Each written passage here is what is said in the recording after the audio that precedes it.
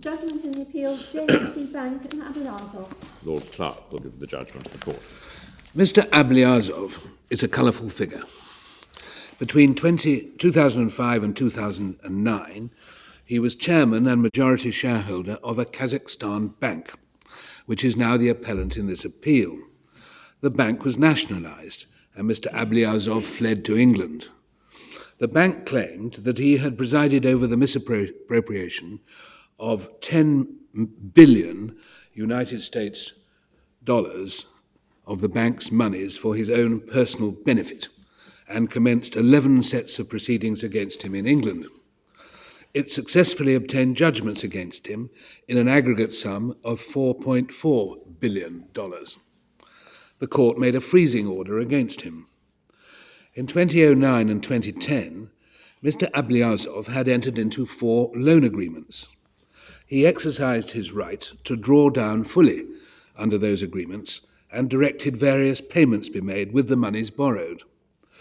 The bank applied for declarations that, on the assumption that the loan agreements were valid, Mr Ablyazov's rights to draw down under them were assets for the purposes of the freezing order made against him, and drawings under them could only be made pursuant to the exceptions in the order.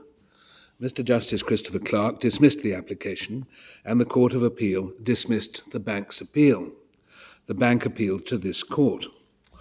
The issues before the Supreme Court were: 1, whether Mr Ablyazov's right to draw down under the loan agreement is an asset within the meaning of the freezing order; 2, whether the exercise of that right by directing the lender to pay the sum to a third party constitutes disposing of, dealing with, or diminishing the value of the assets; and 3, whether the proceeds of the loan agreements were assets within the meaning of the extended definition in paragraph 5 of the freezing order.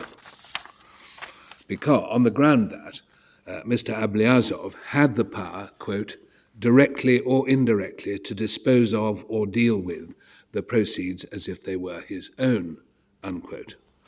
In a judgment which I prepared, the Supreme Court unanimously allows the bank's appeal on issue 3 on the basis that the proceeds of the loan agreements were assets within the meaning of the extended definition in paragraph 5 of the order. The only real question is what the freezing order in fact means. The correct approach to construction of freezing orders is restrictive, not expansive, and involves consideration of the particular context of the order, including the development of relevance clauses over the years.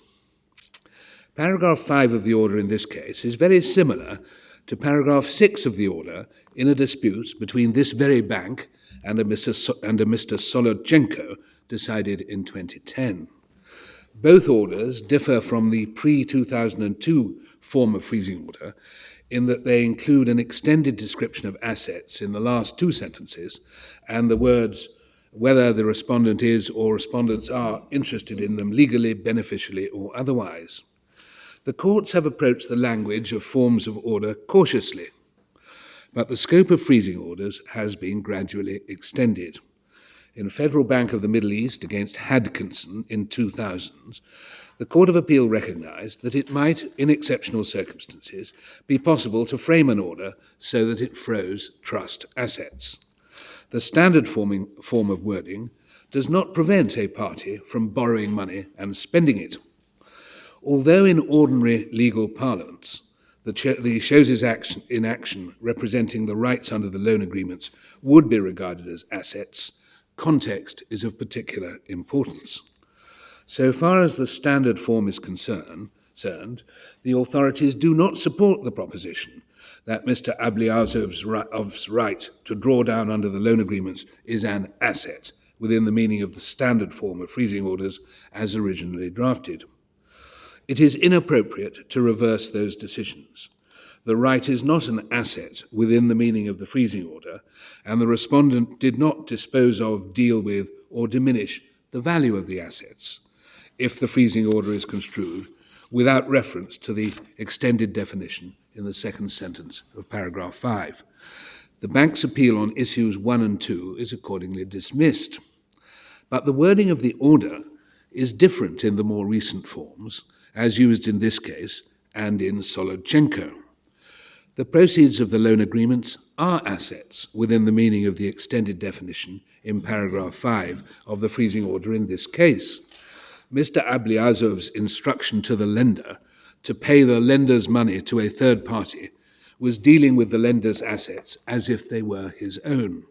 It was wrong to dismiss the argument that Mr Ablyazov had a power to direct the lender what to do with the funds it was contractually obliged to make available to him. The loan agreements contain both a binding legal obligation that the proceeds of the facility would be used at Mr Ablyazov's sole discretion and a power to direct the lender to transfer the proceeds to any third party. The extended definition is not primarily designed to catch assets which the defendant claimed he held on trust. That was the effect of the additional words at the beginning of the clause. The last two sentences of paragraph 5 are designed to catch assets over which Mr Ablyazov has control, not assets which he owns legally or beneficially.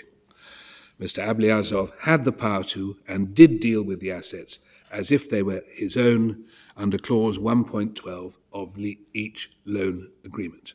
The bank's appeal on issue 3 is accordingly allowed. Court adjourned.